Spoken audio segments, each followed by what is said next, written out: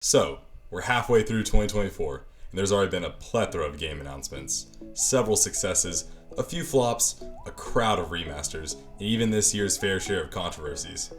With 6 months left in the year, I thought it would be appropriate to review the trends, both the hits and the busts, from the first half of 2024, and to look forward to the rest of the year, and to speculate on the potential successes of future games.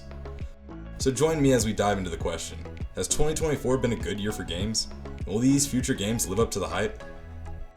Let's start on a high note. What games succeeded this year?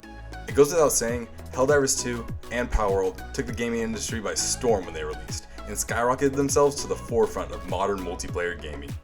Even though both these games had their own controversies, Helldivers with Sony and Palworld with Nintendo, I foresee both these games continuing to maintain their player counts and improving on their already stellar gameplay.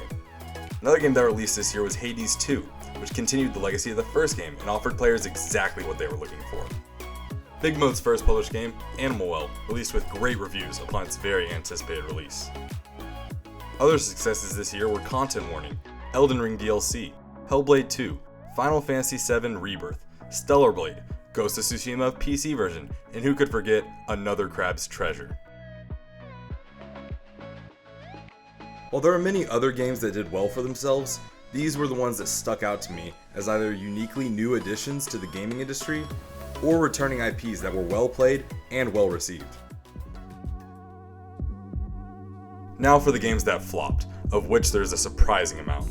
Firstly, Skull and Bones, the quadruple A game that plays like World of Tanks, but with pirates. Next up, Suicide Squad killed the Justice League, which do I even need to explain how massively this game failed? It's been drugged through the dirt enough at this point. Next up, South Park Snow Day, which received mixed reviews and performed much worse than the previous two South Park games. The one that hurt me most, the Battlefront Classic Collection, this game had everything it needed to succeed, had players ready to back this game, and still managed to fuck it all up. Lastly, neither Phantom Fury nor Jujutsu Kaisen's newest game, Cursed Clash, performed well and were both reviewed poorly.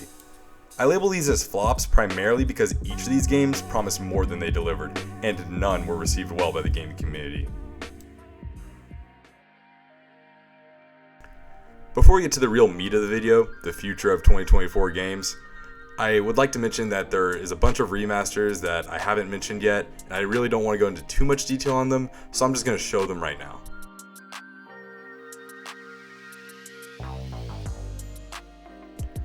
So, now that we've reviewed the current state of 2024's games, let's look toward the future and see if any new games coming out this year stand out. I'm going to use a tier list to help organize these to-be-released games going from most likely to succeed to probable flops. Firstly, I'm going to start with the A tier. I labeled these games almost failure-proof, meaning that these games either have a large enough player base or a sizable development team, which pretty much ensures that they're going to get their money back as long as they avoid a terrible launch day or release unfinished. While I have no doubt that each of these games will sell hundreds of thousands, if not millions of sales, the biggest factor in determining their success is predicting how likely they are to be received and reviewed well. First up, the new Life is Strange game, titled Double Exposure. This game will be coming out in October. This series has always performed really well with great storytelling and a beautiful scenery. There's little reason to believe that this game won't succeed just as its predecessors have. The only question is, will it be as successful as the ones that came before it? Also releasing in October, Black Ops 6. This game has released a lot of gameplay and information during Xbox's summer showcase, and it all looks great and has players, myself included, excited for the newest addition to the Black Ops series. Although, knowing COD, they have had their share of rocky launches and bad releases. Lastly, Star Wars Outlaws, Ubisoft's newest game that's releasing in September. Similarly to all these, it has an already existing fan base in Star Wars. While the footage of the game looks great and I'm always pumped for new Star Wars games, Ubisoft, like Activision, has had its share of bad releases and unfinished games. The next tier we'll look at are games that are bound to be played by some. Most of these, like the previous tier, are made by AAA studios. The big difference is I don't expect these games to have a shot at being near as big or widely discussed as the games in A tier. Firstly, there's Assassin's Creed Shadows, which will release in November. While I have been a fan of previous Assassin's Creed games, they've grown stale and this newest edition's combat looks like it ripped Ghost of Tsushima's gameplay and made it worse. This game is bound to be played by many people, but I don't see it being anything special. Next up for this tier, the newest Sonic game, Sonic X Shadow Generations, will release in October. The gameplay trailer for this game looks decent, Nothing revolutionary, but knowing fans of Sonic, this game is surely bound to have some player base and will do well enough for itself. After that, we have Warhammer's new game, Space Marine 2. Now I will admit, I know next to nothing about these games, but the previous entries seem to have done well, and based on that, I predict this one will do fine as well. Next here we have Prison Architect 2, which honestly looks great. The switch from 2D to 3D looks really cool, and I have high hopes for this game. What keeps me from bumping it higher in the list is that this game will not include everything from the first game's DLCs, rather it will be most likely keeping those things locked for future DLCs. And it won't support Steam Workshop at launch. This game could very well be a great success, but with the current gaming climate, while it will still be played and enjoyed by many, I don't see it experiencing the same success as the first game did. Last up in this tier, Madden 25, which I just do not see selling as well as Madden 24 did, mainly due to the much anticipated release of College Football 25. I know myself, I can't justify buying 2 football titles in a year, especially when one is offering so much more new content than the other, and I'm sure other players will feel the same. But being Madden, I'm sure this game will have its own sizable player base. In the next tier, we have games that could be good. These are games we either have very little information on, or are niche titles that successes are harder to predict. First up is a game called Undisputed, releasing in October. Undisputed is a boxing game developed by Steel City Interactive. It looks like it could be fun, but it's definitely not as polished as a UFC game. And it's in an even more niche market.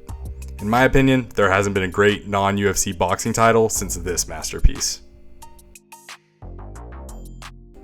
Following that, we have Slitterhead, a horror game from the creators of Silent Hill 2 coming in November. There isn't much to go off when speculating on this game's potential, as all we have is a release trailer from 3 years ago and a recently released short gameplay trailer that didn't show much. That being said, the gameplay that was shown looks very unique, and I'll most likely give this game a shot. In the next tier are games that I consider to be doomed to fail. Here we have games such as Concord, which, if you want to see a breakdown of why I think this game won't succeed, check out my previous video on Overwatch clones. We also have Evil v Evil coming in July, a first-person vampire shooter, which, judging on the recent performance of vampire shooters, I don't see gaining a lot of traction. Bottoming off our D tier is the Hot Wheels new game Matchbox Driving Adventures, which just looks like a worse version of their past Hot Wheels-centered games. Now for the S tier games that will, in my opinion, be surefire successes. To top the list, we have College Football 25. This game already has a lot going for it, being the first college football game in over 10 years, and with all the new additions and an existing player base, should have no problem succeeding. It has been talked about non-stop since the release trailer, and has only grown in hype since, with EA's tested football games getting a much needed revamp, and this game offering much more new content than Madden ever could. There's no shot this game won't perform tremendously well. Also reigning high in S tier is Stalker 2: Heart of Chernobyl, the successor to the original game that released almost 20 years ago. This game comes out in September and the gameplay looks fantastic. Fans have been waiting for this game for a long time, and the game looks poised to meet expectations, if not exceed them. I, for one, am very much looking forward to playing this new entry in the Stalker series. Last but not least, Frostpunk 2 is releasing soon on July 25th.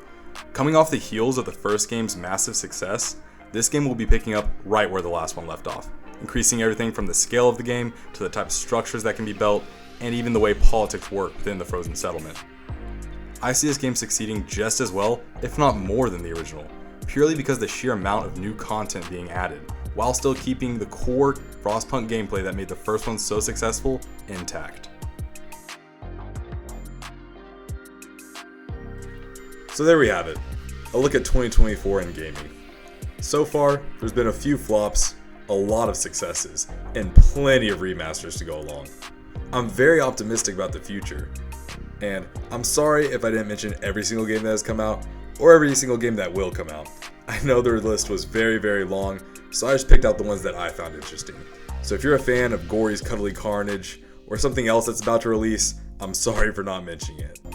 Leave a comment if any of these games interest you. I know there's a couple that I'll be checking out, and you might even see on the channel.